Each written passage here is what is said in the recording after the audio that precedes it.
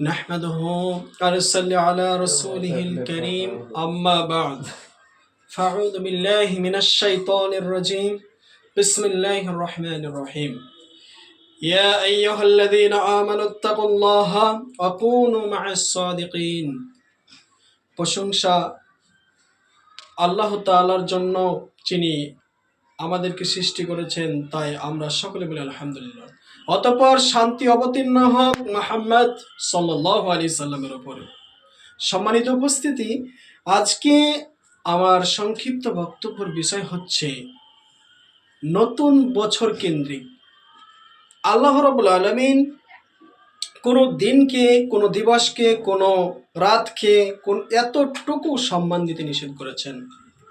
যদি কোনো নতুন বছরকে আপনি শুভেচ্ছা জানাতে যান, তার মানে সেই বছরের প্রথম দিনটিকে আপনি সম্মান করলেন।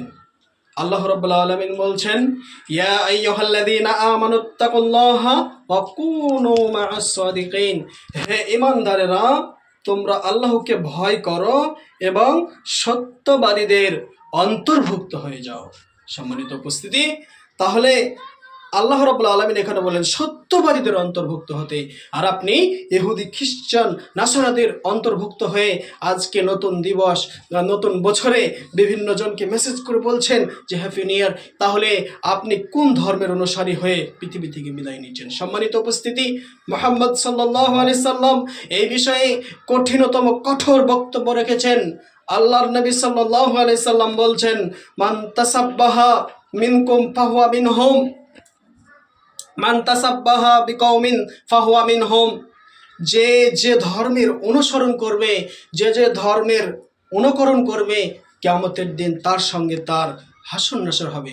সম্মানিত উপস্থিতি, আপনার ছেলে, আপনার মেয়ে, আপনি নিজেই যে কখন ইহুদিদের দলের অন্তর্ভুক্ত হয়ে গেছেন আপনি নিজেও জানেন না।